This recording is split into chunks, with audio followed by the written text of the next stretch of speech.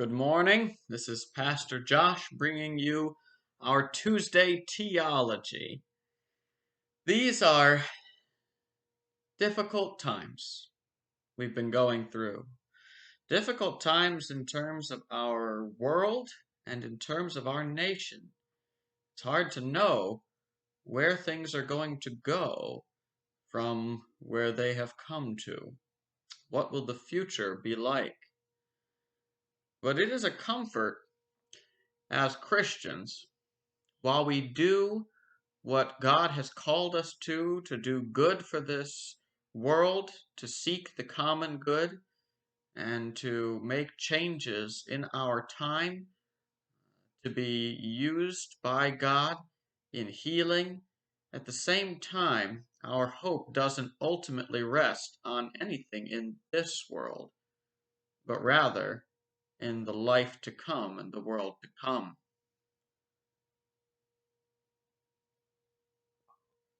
That is a comfort when we see things falling apart, when we see destruction around us, that we do not have an escapism that makes us not care what happens to the world, or be content just to sit back and do nothing to help, but we do have a hope that is anchored somewhere beyond this world. And so the success and failure of our efforts ultimately is not where our comfort lies.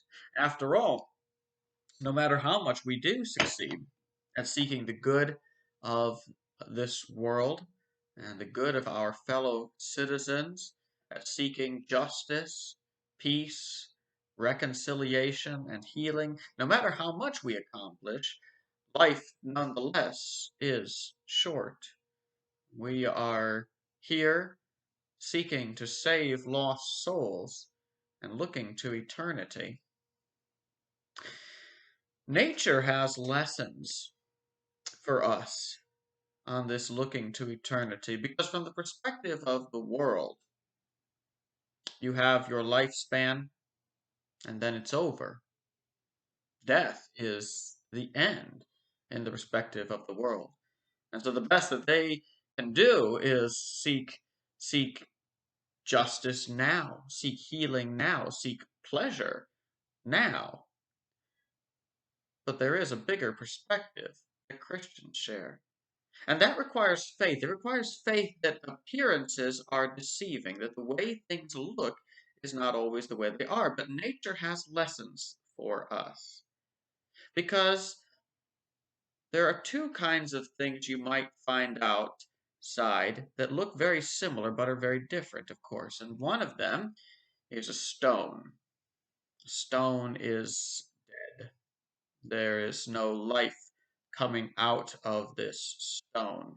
If that stone, say, is a fossil that was once alive, that's the story that the world all too often tells. Life has been, and then it comes to its end. But you might also find seeds, and seeds look a lot like stones. Now, we're used to thinking of them as seeds. We know what they are. But if you didn't, you imagine you pick it up, you might think it was a very light sort of rock. They're hard. They seem as dead as all the world. And yet, dead they are not. I picked up from our front yard, from our landscaping, I picked this guy. There was a tree trying to make his appearance here, and I stopped him short. And when I pulled him up, I was interested at what it showed, that the stage is so clearly evident that you can see there is the seed from which my friend was coming, and he's popping out. Life has come out of the seed and then coming down and beginning to take root. And of course, I didn't give it much a chance to go.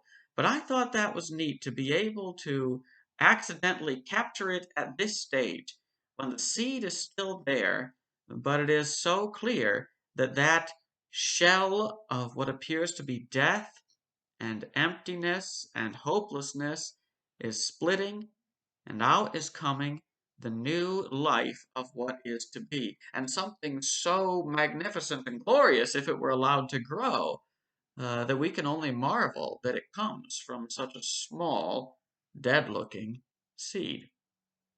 The Apostle Paul, when he's writing to the church in Corinth, uses something along these lines as an illustration about our resurrection hope. In 1 Corinthians 15, verse 35, he says, "But someone will ask, how are the dead raised? With what kind of body do they come? You foolish person, what you sow does not come to life unless it dies. And what you sow is not the body that is to be, but a bare kernel, perhaps of wheat or of some other grain. But God gives it a body as he has chosen, and to each kind of seed its own body. For not all flesh is the same, but there is one kind for humans, another for animals, another for birds, and another for fish. There are heavenly bodies and earthly bodies, but the glory of the heavenly is of one kind, and the glory of the earthly is of another. There is one glory of the sun, and another glory of the moon, and another glory of the stars. For star differs from star in glory. So it is with the resurrection of the dead. What is sown is perishable, what is raised is imperishable. It is sown in dishonor, it is raised in glory. It is sown in weakness, it is raised in power. It is sown a natural body, it is raised a spiritual body. And he goes on from there. But he takes that image, one we're all familiar with, that seeds produce something far more magnificent than seeds, and so it is with the resurrection. We live in this world, and we live under the conditions of this world. But the Christian has an eternal perspective, and the glory, the delight of the life to come exceeds the glories that may possibly be attained in this life, as the tree exceeds the seed. And the seed that the world looks at as a stone and says, do your best with what you've got before you become a fossil, the Christian sees is really a seed and is being planted for eternity. Well, nonetheless, we live in this world for the time being. And so we seek the good of our friends and neighbors. We seek their good not only in this world, but for eternity, knowing that life is short and eternity is long, and God has made a way for this life to be only the seed of the life that is to come. Be well, everyone. Stay safe. May God bless you this week.